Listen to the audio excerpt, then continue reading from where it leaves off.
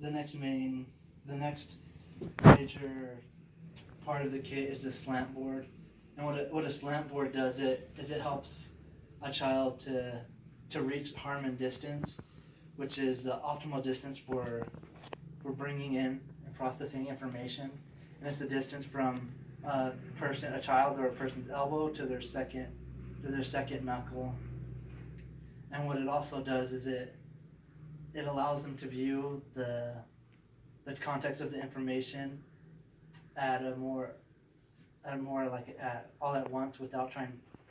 in more like a flat surface, without having to strain to look farther and then slowly bring it back. And it actually gives their working memory a better ability to be able to focus on what they're reading and what they're writing instead of trying to process the information. It's especially beneficial for children who have like bilateral issues, or children who have visual issues, or even children that have weak arm muscles and they're not able to push as hard down on the paper, or they're not able to have neat handwriting because of the angle that they put their hand, or because of the weakness of their muscles. It allows them to use their forearm muscles instead of just their wrist, and it puts their wrist it helps them put their wrist at the correct angle for writing. So there's quite a bit of good beneficial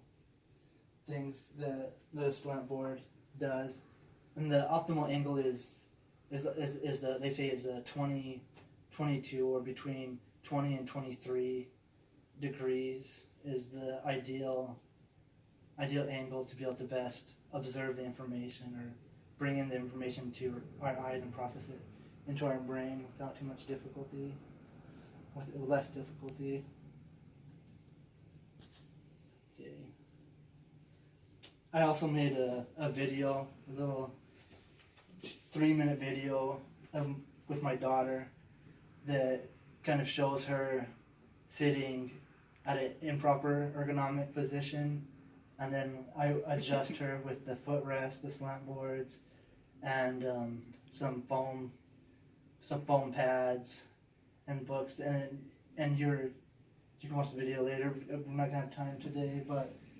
you can see that she's able to sit more comfortably. She's able to feel more steady and secure in her seat, which will allow her to pay better attention to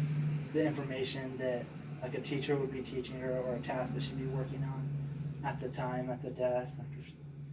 coloring or whatever it may be. And this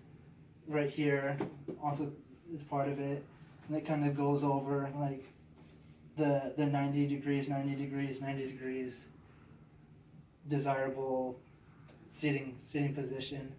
and also some of the things that you can look for to see if a child is sitting incorrectly. Like if the desk is too high, they'll often raise their shoulders, and it'll cause like for a long period of time, it can cause like tension in the shoulders because they're having to use those muscles, and it also makes it so their arm isn't able to, it'll be too close and is not going to be at the proper distance to be able to write as clearly and efficiently.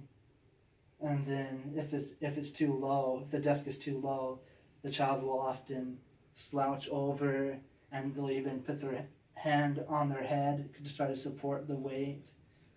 and that can cause like lower back pain, as well as like some neck pain like